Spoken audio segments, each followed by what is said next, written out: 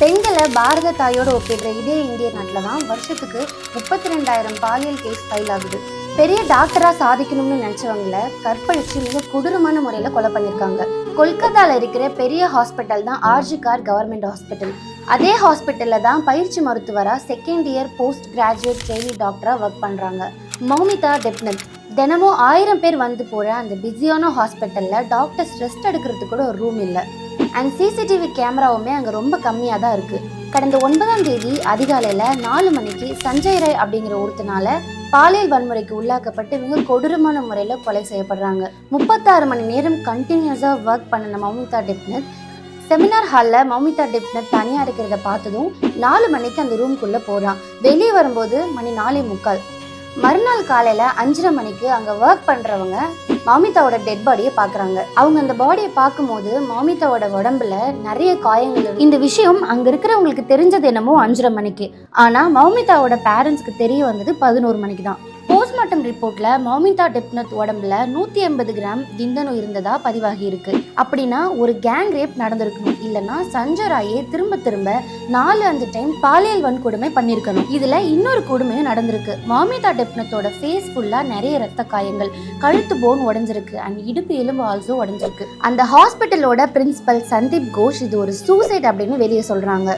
அப்புறம் விஷயம் சீரியஸாக பாலியல் வன்முறை தான் நடந்திருக்கு அப்படின்றத ஒத்துக்கிறாங்க. இவ்வளவு சம்பவம் நடக்கும் போதும் அதை பண்ணினவன் பக்கத்திலேயே இருந்து கிரவுட் கிளியரன்ஸ் பண்ணிட்டு இருந்திருக்கான். சஞ்சய் ராய் அதே ஹாஸ்பிட்டல்ல இருக்கிற போலீஸ் ஸ்டேஷன்ல ஃப்ரெண்ட்ஸ் ஆஃப் போலீஸா ஒர்க் பண்றான். இந்த சஞ்சய் ராய் அந்த ஹாஸ்பிட்டல்ல இருக்கிற எல்லா டாக்டருக்குமே ரொம்ப பரிச்சயமான ஆள். ஃப்ரெண்ட்ஸ் ஆஃப் போலீஸா இருக்கிறதால அங்க வர ரிச் பேஷண்ட்ஸ்க்கு டாக்டர்கிட்ட பேசி அட்ஜஸ்ட்மெண்ட்ல இருந்து treatment and room facilities arrangements எல்லாமே பண்ணி கொடுக்குற ஒர்க்கும் பண்ணிட்டு இருக்கான். சஞ்சய் ராய் ஏற்கனவே 4 கல்யாணம் பண்ணியிருந்திருக்கான். ஃபர்ஸ்ட் 3 ஒய்ஃப்ட்ட விசாரிச்சப்போ செக்ஸ் டார்ச்சர் ரொம்ப பண்ணதுனால தான் அவர் விட்டுட்டு போயிருக்காங்க.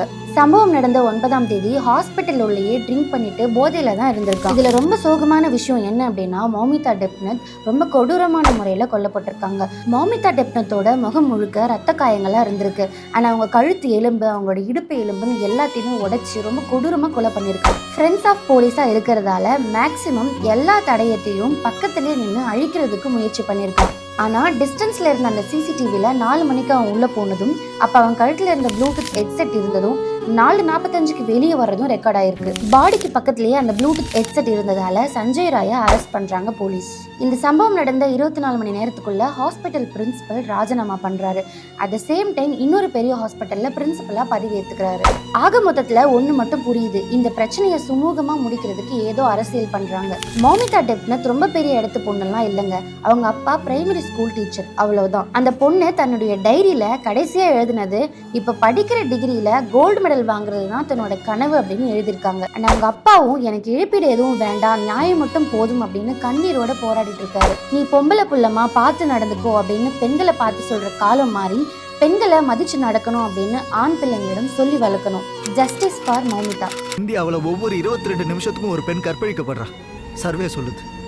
ஆம்பளையா பிறந்த அத்தனை பேரும் தலை குனியணும். பெண்ணை விட ஆணை பலமா படிச்சதுக்கு காரணமே நாம அவங்களுக்கு பாதுகாப்பா இருக்கணுங்கிறதுக்காக தான். பலவந்தப்படுத்துறதுக்கு இல்லை.